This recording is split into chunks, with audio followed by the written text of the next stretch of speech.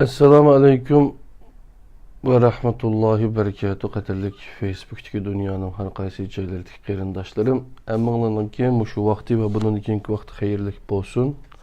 Bu dünya ve o dünyalıqı her iki alemlik xayrlik olsun canım dostlar.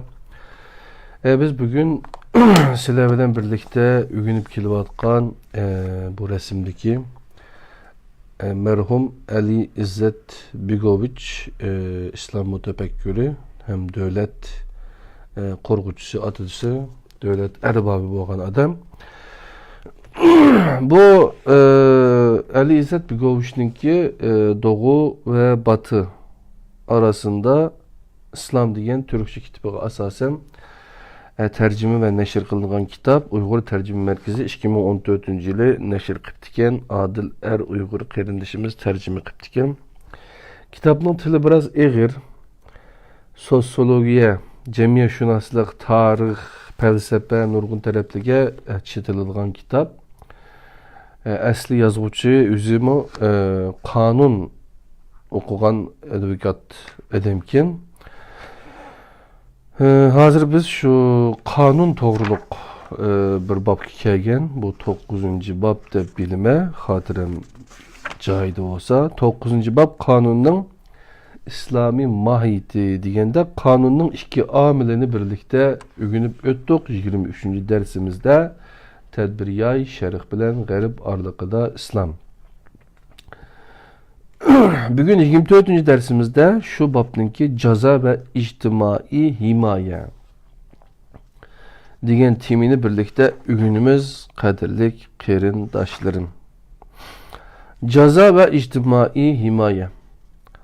Bu mesele cinayetçini cezalaştığın yolluk bir tedbir işkellik yoki emeski münasebetlik bulup bu cinayi kılmışının halıgançımı yoki bazı şaraitla ya cinayetçinin rohi keyfiyatı yoki şaraiti ve yoki her ikilisi de sadır kılışta ifadelendi.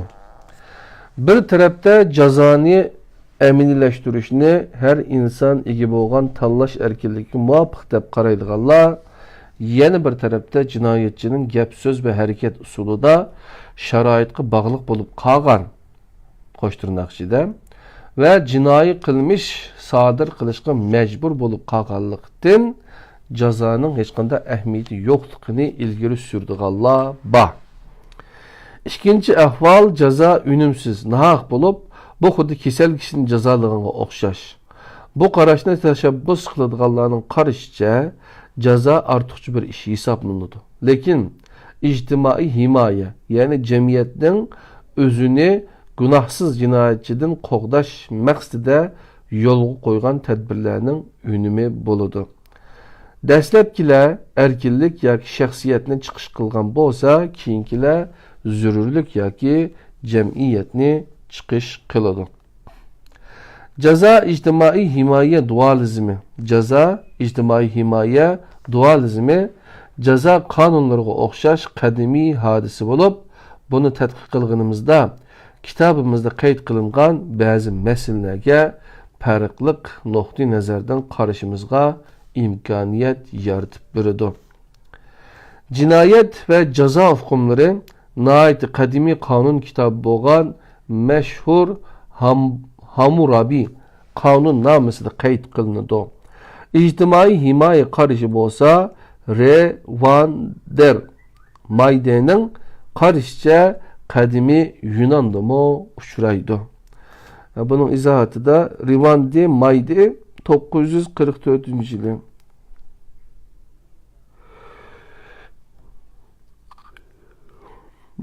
Qarab bakay. Contribution öyle étude de l'histoire de la défense sociale et du droit penal. Bu Latince, Fransızca yapılışı mümkün. Ben tazı okumadım. 1949 yılı 50. yılları depti. Yani şunu neşir kılan kitabının ağan mezmun okşaydı. Kadirli qarindoshlar. İndividualizmçilarning qarashicha cinayetga inson sababchi bo'ladi.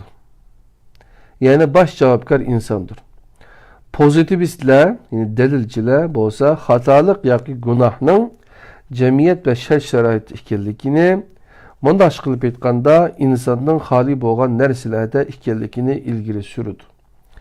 Birinchi qarashga asoslanganda inson bosh javobgar bo'lib, erkin ve mas'uliyet egasidir. İkinci qarashga asoslanganda inson shay'i ve narsalar orasidagi faqat biri bo'lib, muqarrar tabiat qonunlariga va tava ve erkinlikini qo'lga keltirishga qurbi yetmaydigan biologik hodisadir. Birinchi qarash insonga ham yaxshi hamda rezil bo'lishga imkoniyat berilganligi. Bu ikki tanlashdan birining muqarrar bo'ladiganligini asos qiladigan bo'lsa, ikkinchi qarash insonning ne yaxshi emasligini, ne rezil emasligini, gap, so'z ve harakatlarining yashayotgan ijtimoiy muhit tarafidan belgilanganligini asos qiladi. İnsanның hareketlerini axloqiy prinsiplarga muvofiq holda yaxshi yoki nachar deb baholaymiz. Pozitivistlar erkin tanlash imkoniyatiga ega erkin shaxsiyatning va mustaqil mas'uliyat egasining mavjudligiga ishonmaydi. Amaliy turmushda ko'rilganiga o'xshash bu ikki qarash ichida birining yana biridan texmi ustun, muvaffaq yoki texmi tuvan, mantiqsiz deb qarashga bo'lmaydi. Kitobimizning keyingi qismida qayd qilinganiga o'xshash bu ko'plagan xususlarga bog'liq. İctimai himoya prinsipidan harakat qilib, jinoyatchiga qarshi elinadigan tadbir nuqtasidan har xil, hatto bir-biriga zid hukmlarni chiqarish mumkin. Darvaqa, agar jinoyat turmush sharoitlarining bir ifodasi bo'lgan bo'lsa, jazoni ig'ir qilib o'tish nohaq bo'lib qoladi. Bu nuqtadan qaraganimizda jazoning hech qanday ahamiyati bo'lmasligi kerak. Yana bir tarafdan obyektiv xatar yoki uning oldini olish tadbirlari asos qilingan taqdirda nohaq tadbir ve nihoyatda ig'ir jazolar yo'lga qo'yilish mumkin. O'xshash shaklda jazo qonunining tarixiy shaxsni ayiblash qarashining natijada nihoyat ig'ir jazolarga sabab bo'lganiga o'xshash nihoyat inson ideyalarning barliqqa kelishiga sabab bo'lganligini ko'rsatib beradi. Hatto o'lim jazosining haq yoki naq ekanligi haqidagi bahs munoziralarda eng ig'ir jazoni tashabbus qilguvchilarni her iki tarafda uchratamiz. Birincisi, mesela Şivisiyelik kanun xanimi ve ictimai himoya hareketinin vekillerinden M. Gerubin Şivisiye'de ölüm cezasının asliga keltirilishini tashabbus qiladi. Ölüm cezası her iki taraf noktasından hem tashabbus qilinishi hem de tanqid qilinishi kerak mumkin. Sebebi individualizmchilarning qarashicha erkin shaxsiyatga qarshi yo'lga qo'yilgan jazodir. İctimai himoya tashabbusining qarashicha bo'lsa, ijtimoiy mexanizmning buzilgan bir qismining chiqarib tashlanishidir. Birinchi misolda insoniy ta'birni, ikkinchi misolda g'ayri insoniy mexanikchi izohni uchratamiz. Bu izohlarda falsafiy yoki metafiziklik omillar ro'shan bilinib turdi. Bular birinchi misolda azallikni, ikkinchisida Darwin va tadrij taraqqiyot nazariyasini eslatadi. Biroq bir xusus nihoyat qat'iy bo'lib, individualizmchilar doim jazo muassasalarini intiqom sifatida qabul qiladi. Materializmchilar bo'lsa har vaqt ba'zi tadbirlarni ve belki texmi ig'irlarini prinsip jihatda jazodan xoli sifatida ko'radi. Bu tadbirlarning maqsadi Meankining deganiga o'xshash jinoyatchini bir taraf qilish, shallash yoki davolash va yoki qaytadan tarbiyalash qatorli tadbirlar bilan neytrallashtiradi. Fizikidan qabul qilingan bu tadbirga diqqat qilinglar debdi. Buningda izohatda bu xususda nazariya jihatda faqatla mustasno ahvol yo'q. Idealist Kant ve Hegel qonunga qon prinsipini tashabbus qiladi. Materialist Holbach jazo qonunida qisosni tamamen red kılıdı deptu canım dostlar. Ceza bilen kovdunuş tedbiri arasındaki fark cezanın adaletini ve şahsiyetini. Tedbirinin boğazı menfaat ve cemiyetini çıkış kılışın ibaret. Cezanın eğirliği cinayetki 10 tanasip buludu. Kovdunuş tedbirinin boğazı cinayetçi keltirip çıkırdıgan ictimai xavfki bağlılık.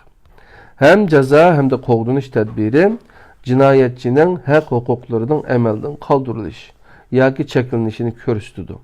Şuna kovdunuş tedbiride birisi cinayet sadır kılmagan takdirdimi o hak hukuklardan mahrum kılınış mümkün. Bexatarlik tedbirlerinde ve cinayetçilerini yaman yoldan tutuş için yolu koyulduğun çarelerde bu tamamen nahak ve yolsuz tüskü kirip kalıdı. Bunun okşayış tedbirlerinin nait köp yolu koyulgan bozumu lekin daim suistimal kılınıp kelgen. Stalin'nin dehşetlik tazalaş koşturmakçıda her ikisi bunun misal bulalaydı. Bazı ziyarların etişçe tazalaş hareketi ceryanında az degende 10 milyon kişi cemiyetten tazılıp etilgen. Bu yer dikkat kılıştığışı husus bu hareketlerinin cezalandırış süpütüde emas fakat cemiyetinin bazı xatarlı kişiler yoki bir işqi tosalgı payda kıldığan unsurlardan tazılınışı süpütüde körülüşü idi. Neytrallaştırış mı? Tazalaşqa okşaş mexanik bir harekettir. Yeni bir tarafta ceza ahlaki dep bir hukum bar bulup, tuncu qıtım Allah'ın cezalarından söz kılgan dini kitaplarda uçuraydı. Bu husus din bilen ceza nazariyesiga tabi termin buluş bilen birge tarihi münasebet kimi o işaret kılıdı. Cezanı köp ta'kidlaydigan kanunlarının keynide idealist felsefe bolgan bolsa, ictimai himaye prinsipinin keynide pozitivizmlik felsefe bar.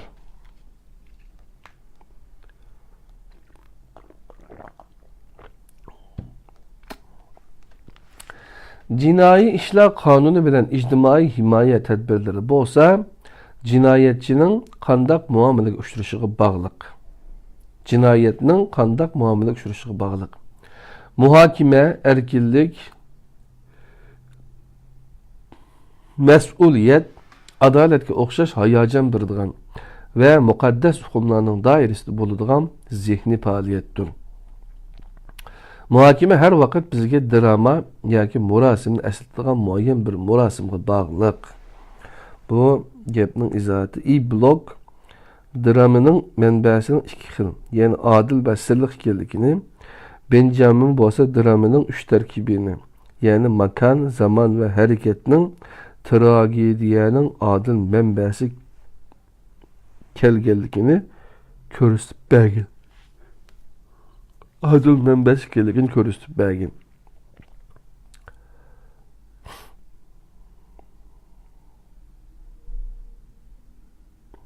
Himaye tedbiri bolsa menfaat ve paydını gözleydi. Onu psikolog, cemiyetshunos, doktor yoki hakimiyet belgileydi. Sotçu emas. Utopiyada himaye tedbirleri insan ustida elib berilgan suiiste'molning bir qismidir. Utopiyada sot mahkamasi ve muhokimada bir narsa bo'lmaydi. Darvaqa, axloq ve qonunning bo'lmagining o'xshash erkinlik ve mas'uliyatmi yo'qdir. Şuna bununluk bilen erkin insanını cevapkar ilan kılış arkalık mahkum kılıp koyumuz. Cemiyet azalarıdın üzümüzde kodayımız, cemiyet azalarının ne cinayeti ne mesuliyeti yok. O pakatla ziyarlılık ya ki paydılık buluşu mümkün. Bu tallaş meselesi kirmeydi.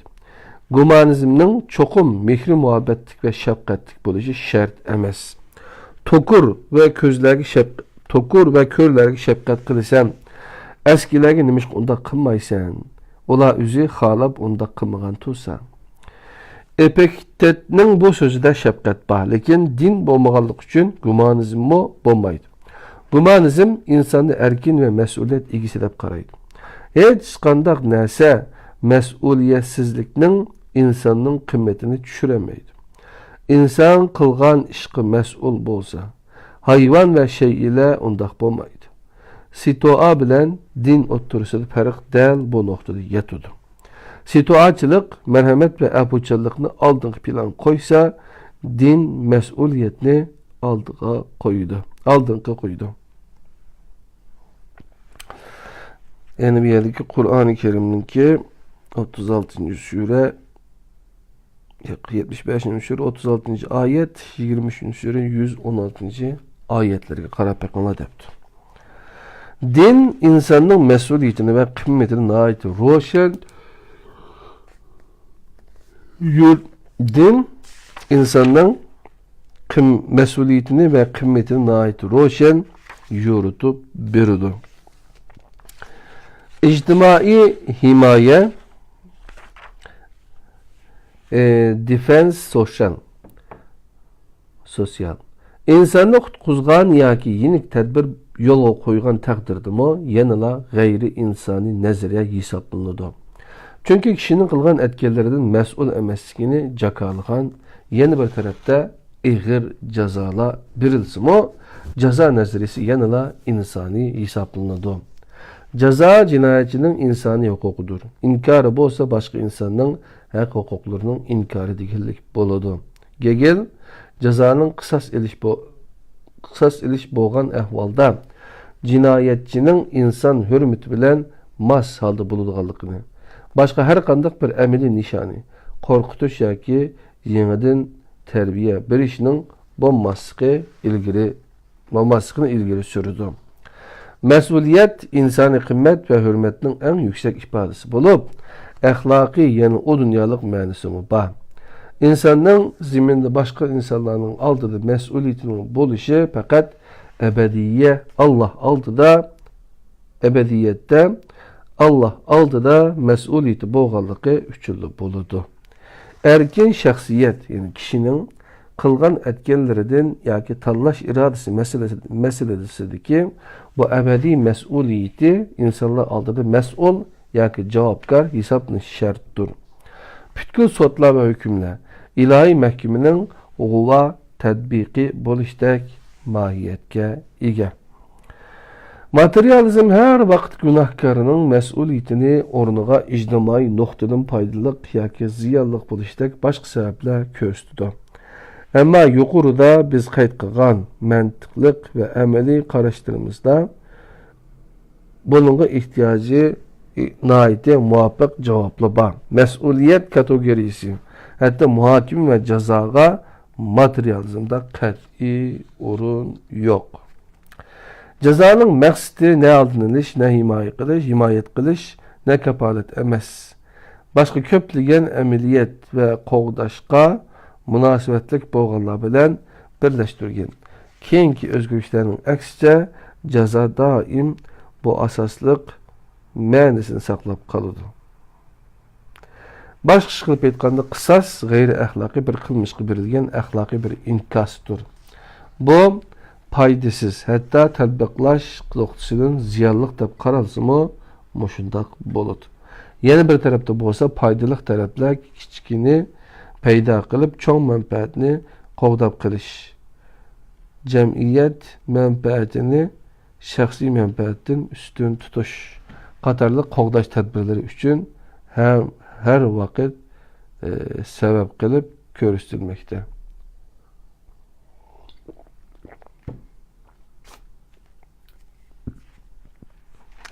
Dini tushunchada gunoh yoki jinoyat ilohiy g'azabni keltirib chiqaradi deb qaraladi.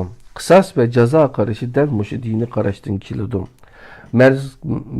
Mazkur qarash keyingi mezgillerde cheklamalar ve o'zgartishlarning aksicha jazo ve adalet düşüncelerinden hali qolgan. Bazı joylarda sabab sifatida Tangri bilan ilahi g'azabning o'rniga buzulgan axloqiy tuzum ko'rsatiladi. Lekin bu o'zgarish hisoblanmaydi. Faqat termin jihatdagi farqdir. Chunki axloqiy tuzumning qo'rg'uvchisi va qo'g'duvchisi Tangridir. Yuqorida qayd qilinganlar tabiiyati nuqtasidan masalaning nazariya va asosi hisoblanadi. Kitabımızın temisi üçün bunu işgiryanlıqның muayyen mənisi var. Birincisi, əxlaqның cinayi prinsiplarına zid halda ictimai hima nəziriyəsindən oturuq çıxışı. İkincisi, kanun çıkarış organları kanun tüzüşte. İşinin mahiyeti ve felsefesini nazarga almasdan sap kanun tüzmesligi.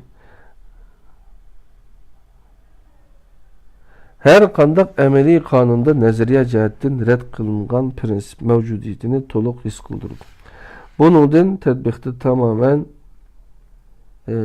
cezalandırış prensipine bununla tedbikte tamamen cezalandırış prensipine tayanılan bir cinayi tüzüm bolmağına okşaş. İctimai himaye fikirlerinin muvaffak tedbik kılındıgan birer kaide tüzümü yok. Bu yerde fakat iki prensipten birden artık yaki kem taraftarları hakkıdala gep kılalayımız. Cinayet prensipinin umulmuş kitişige misal süpütüde ihtiyarlar cinayi işler kanunu görüşü gibi olur. Onun da zıt boğunu bolsa İskandinav memleketlerinin cinayi işler kanunu bilen İrlandiya'nın cinayi işler kanunudur. Depto kaderli qarindoshlar.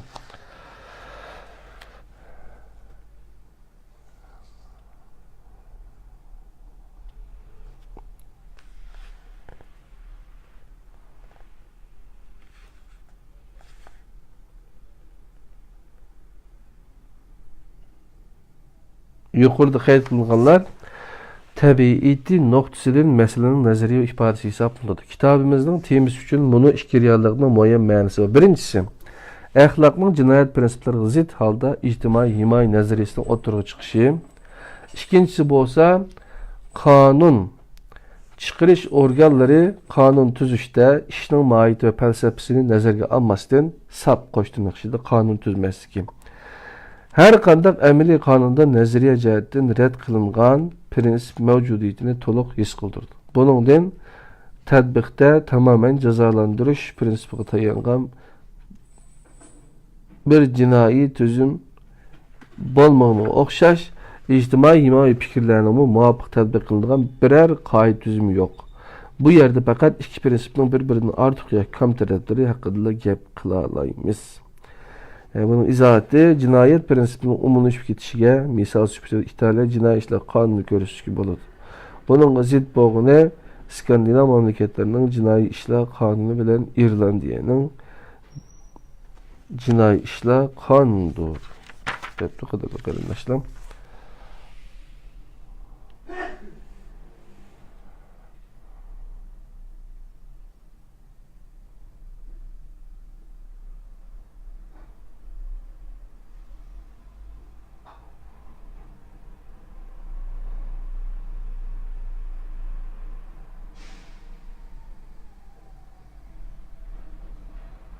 19. əsrdə o'ttirg'i chiqqan dastlab radikal qarashdan tashabbus qilgan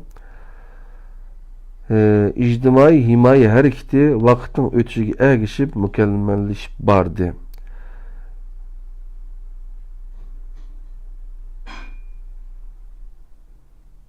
Ondan ilgili mayada deyilgan gap baqaranlı qadrli qarindoshlar. Her qandaq amaliy qonunda nazariya jihatdan rad qilingan prinsip mavjudiyatini to'liq his qildirdi. Buningdan tadbiqda tamamen jazolandirish prinsipiga tayangan bir jinoiy tuzum bo'lmog'iga o'xshash ijtimoiy himoya fikrlarining muvofiq tadbiq qilinadigan biror qoida tuzumi yo'q. Bu yerde fakat iki prinsipning bir-biridan ortiq yoki kam taraflar haqida gap qila olamiz. Bunga izohatda jinoyat prinsipining umumlashib ketishiga misol sifatida İtalya Cinayi İşler Kanunu ko'rsatilishi bo'ladi.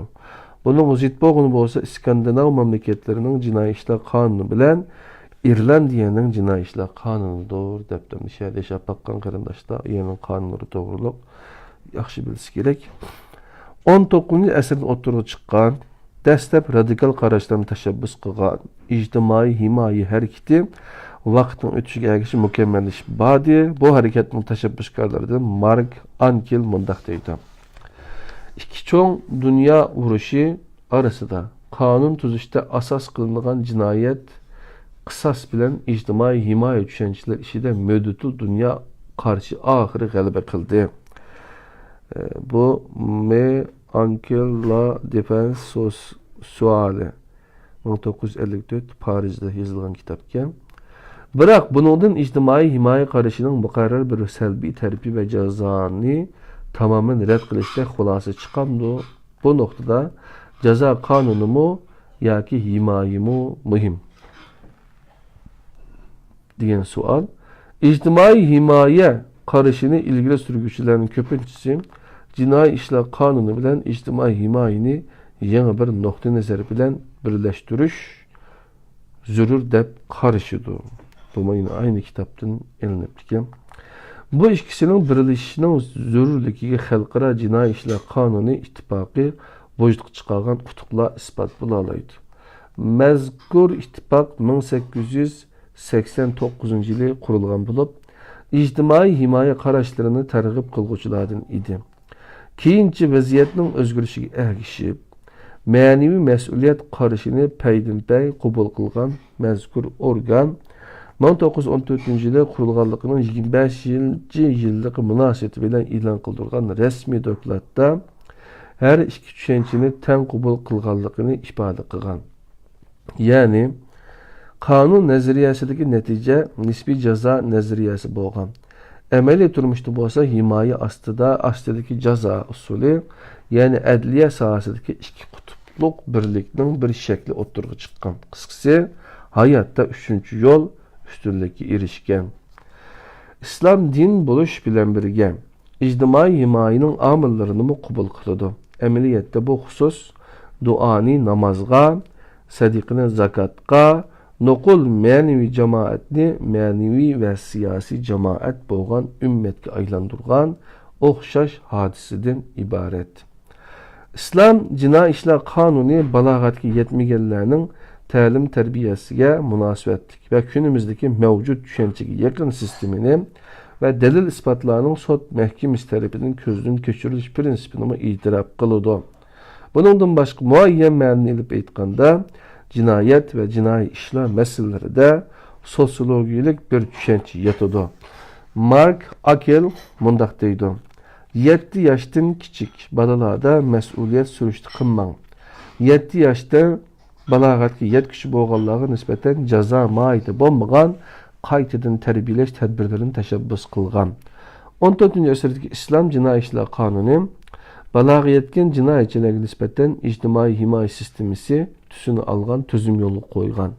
Qur'oni Karimda qayd qilingan 5 cho'ng jinoyatdan boshqa jinoyatlarning bir qismi sud mahkamasi tarafidan ko'zdan kechirilishiga buyurilgan.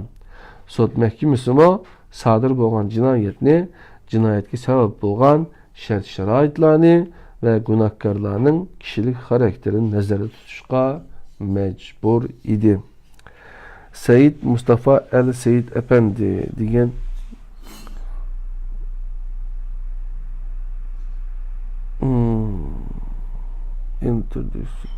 Mush bir kitapdan 51 nashr qilingan Parijda. Kitap bilan 53 nashr qilgan yana bir kitap borki, aşağıdan elinibdikan bu söz qadrli qarindoshlar. Aşağıdan ko'rib olsanglar bo'ladi. Endi biz 13-bab nuqul din va nuqul materializm mavjud emas degan temini birlikte bununki fikirler ve hakikat, bununki Hazreti İsa ve Hristiyanlık degan ikki mazmunni birlikte o'qib etili. 13-bab nuqul din ve nuqul materializm mevcut emas. Fikirler ve hakikat. 10-bab gene 13 deb o'qib saptım ha, ko'chiringlar. 10-bab nuqul din ve nuqul materializm mevcut emas. Fikirler ve hakikat. Din mu, utopiya mu, amaliy turmushga kirganda yoki tatbiqlanganda cho'qim buzilmay qolmaydi. Amaliyotdagi din, qadrli qarindoshlar, bu kitobdagi din, religion degan gapning tarjimasi, bu islom dinini o'zini ko'rsatmaydi. Din mu, utopiya mu, amaliy turmushga kirganda yoki tatbiqlanganda cho'qim buzilmay qolmaydi. Ular kitoblarda sap ve baş ahiri maslashgan bir şekilde mevcut bulup turalaydı. Din amaliy turmushga tatbiqlanganda tabiiy bo'ladi. Yani insanın hayvanı tabiatinden bir narsalarni elib oladi. Utopiya bo'lsa gumanizmcha bo'ladi. Yani bazı ahlak adaylık erişidi. Hristiyanlık ve materyalizmning buzilishimi ameliyatda insonga, yani insanın hem hayvani hem de insani bo'lgan aslidagi mohiyatiga yiqilishdan ibaret xalos. Birinchisi ilahi tarafından bir tüvellaş görülgen bo'lsa, yeni biri de hayvani tarafından bir yükseliş görülüdü. Ama her ikilisi insaniyet qarab ilgirlash ve hareket hesaplanıdı. Hristiyanlık tarixida bazı özgürlükler dinning ameliy turmush bilan to'qinishi natijasida meydanga kelgan buzilishning o'xshamagan ifodasidir. Bununla dinning muassasalashishi, yani çirkavning tashkil qilinishi, xizmatning e'tirof qilinishi, Aziz Augustin, mulk, hakimiyet, ilim ve tahsil ilmi jihatdan Gadayla nime degan baxtlik degan İncil'nin sözüge zid halda münasebetlik qarashning özgürlüğü, qiyinchilik ve zulümning qabul qilinishi qatorliqlar misal bo'la oladi. Keyingi mezgillerde Marksizm bilan murassallashishni ko'zlab yurgan yana bir aqim meydonga kelgan bo'lib, bu haqda kitobimizning keyingi qismida to'xtalamiz.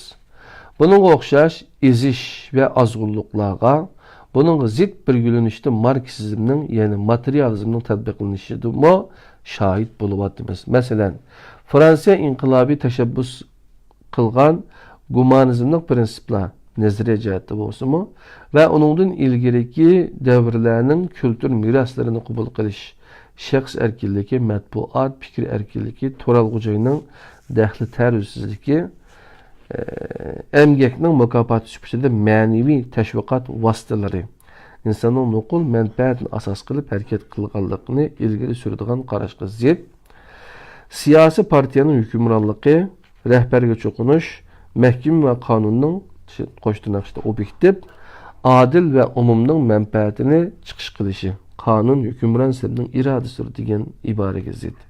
Nikah, aile, mülk ve devletning klassik Marksizmga zid qabul qilinishi, qonunda jazo prinsipining qabul qilinishi, qahramonlarni e'lon qilish, qarindoshlik ve vatan sevgisi hukmlariga ahamiyat berish, qarindoshlarga yordam, qarindosh partiyalar, vatan yo'lida jang qatorliqlar, qarindoshlikni pesh qilgan vatan burjuaziya to'ziqi emasmi deb tirnoqchiga yozibdim. Ammaviy axloqning ba'zi o'lchamlarini umumlashtirish, shahvoniy asarlar, yarim yalang'och kiyinish, ishratkorlik qatorliqlarni tanqid qilish, sotsialist vatan tirnoqchida gullanish uchun yashash ve ishlash maqsadida elib berilgan chaqiriqlar, qo'shtirnoqchida qahramonlik adabiyotini tashviq qilish, ideologik ve nazariy dogmatizm qatorliqlar. Din nuqul o dünya üçün yaşashga chaqirsa-mu, insonlar har vaqt, har kunki umid ve emellerini dinga bog'laydi. Başqa qilib aytsak, tabiiy holda islomni talab qilishidir. Hristiyan dini tarqalib dastlabki mezgillarda agapa, merhamet deb ta'riflangan o'rtaq tamoqlar nihoyat muhim rol o'ynagan. Günahkarlarning mag'firat qilinishi uchun qilinadigan duolarning o'rniga ko'pincha qarzlarning kechirim qilinishini talab qiladigan duolar umumlashgan. O'rta asrda ko'pincha harakatning hem diniy hem ijtimoiy mohiyati bor. Bu sababdan ularning adoyidligini bir tarafdan izohlash tasga to'xtaydi. Günümüzde bazı sosyalist hareketler kitabı muqaddasga tayinladi. Bu realliklar sap din ve sap siyasetinin faqat düşüncelerle bulduğanlıqını, hayatta bo'lsa bularning aralashması bulduğanlıqını ta'kidlagan İslamның umumi nuqta nazarini tasdiqlaydi. Bazı ahvallarda bu aralashmaning unsurlarini bir-biridan ayirish asosan degudek mumkin emas. Hazreti İsa ve Hristiyanlık. Dünyada sap din işqa açmaydı. Bunun Hristiyanlıqның tarihi məğlubiyeti misal bulalaydı. Tarixning gülünüşünü özgertiş üçün Hristiyanlıqda Hazreti İsa bilen Hristiyanlık tarixini çoxum ayrı betiş kirek.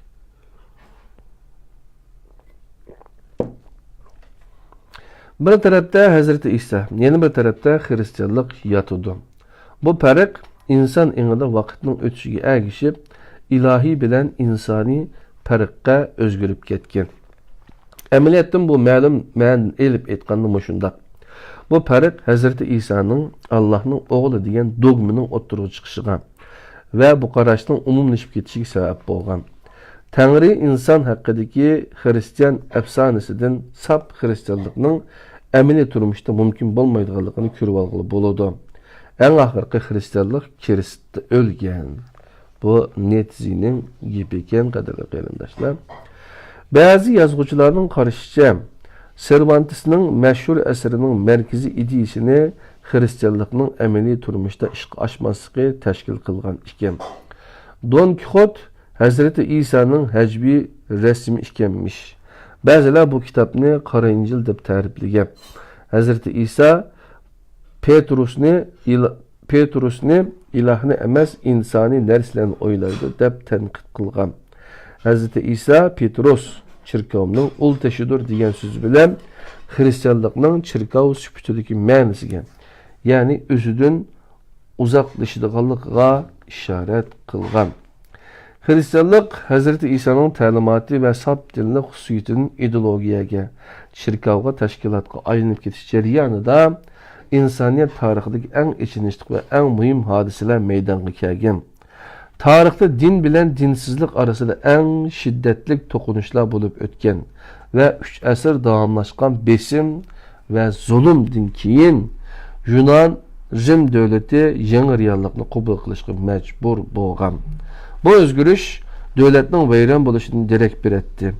Rim imperiyasi ve siyasi hakimiyet muzabber din yamaşqa oxşaş davandın tüvenge qarab düşüvatkan idi. 311-yili Hristiyanlıkka yol qo'yish haqida bir qarornoma e'lon qilingan imperator Galerius. Arkadan 313-yili imperator Konstantin Hristiyanlıkның itiraf qilinishiga munosabatli bir qarornoma e'lon qildirgan. Konstantin Hristiyanlık aslidagi mohiyatidan yiroqlashayotgan bir mezgilde ma'naviy bir jamoatdan küçük bir tashkilot çirkavdan siyasi kuch maydonga keltirgan. 4-asrda Rim meclisida Hristiyan dinining aqidasi ustida muzokir elib borilatdi. İbadet qismi bo'lsa butparastlikning murosim ve cho'qinish shakllari bilan texmi beyitilgan idi. Azizlar ve monahlarga cho'qinish o'ttirg'i chiqdi. 5-asrda 2. Teodosius Hristiyanlıkni devlet dini süpütüde ilan kılıdı. 435-yili butparastlik çekildi. Neticede ruhani sınıfla oturgu çıkışı başlaydı. Hristiyanlık kadimi cemiyetlerdeki iki çoğun rahip tipini birleştirgen bulup, ular elen ve şerik rahip tipleri bulup, birisi tanlangan magistrat ve tanrılarının hizmetkarı bolsa, yeni biri dini sırlarını yaxşı bildiğin o türdeki vasıtıcı idi. Locaine Henry Dinning Menbesi degan kitaptan elinibdikan. İncilning köp qismi 2. asrning oxirida yozildi. Kirist 325-yili İznik'te dinning simvoli sifatida qabul qilindi. Dinning ve dini tekstlerinin erkin ve xalığanç izahlanışının ornuga bir tutaş qılıplaşkan halda izahlaş umumlaşıdı. Papa manevi rollarını bütünley tapşırıp elip dini meselelerde mutlak hükümran orunga egi boludu. Maaşını çirkavdan alattı. Papa çirkavga kirgende yuyunduruş ve harak tamak murasimleri ötküzületti. Akidenin asasları Papa'nın rayılık meclisleri teşkil kılınattı. Bu meclisler günümüzdeki parlament kengeşiga okşaydı. Çirkav yuqorida qayd qilingan jarayonlardan keyin shakllangan. Haqiqiy ve büyük Hristiyanlar her vaqt Hazreti İsa'nın ta'limotlarının haqiqiy ma'nida ilm bo'lmaydiganligini his qilib yetgan edi. Xuddi bir dramaning yoki bir rasmning ilm bo'lolmaydiganligi o'xshash. Shaxsiy e'tiqod hayron qilish va so'ygidan kelsa, teologiya matematikidan keladi. Russell. Çirkavmo Hristiyanlıkta matematiki yoki biyologiyaga o'xshash sistemlashtirilgan bir aqida vujudga chiqargan edi. Hazırkı zaman Katolik teologlarının Baris dogmatizm nomli əsərdə mundaq deydi.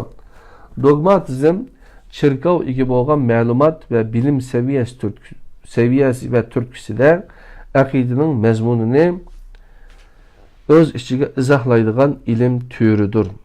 Tanqidi alayidlikka ega bir ilm sohasidir.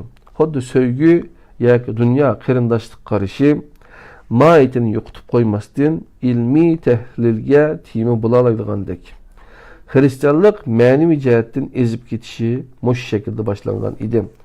Bunun ergişip dogmalar bilen mukaddes sırlar hakkındaki baş ahırı yok. Bəs münazirler Hazreti İsa'nın təlimatının əxlaqi yadrosudan skolastik itiqad ve bilimni çirkav bilen bulumu Aristotel'nin ilmi sistemisini maslaştırışını məqsad qılğan o'ttir əsr fəlsəfisi. Tərəfki mərkəzləşdirildi.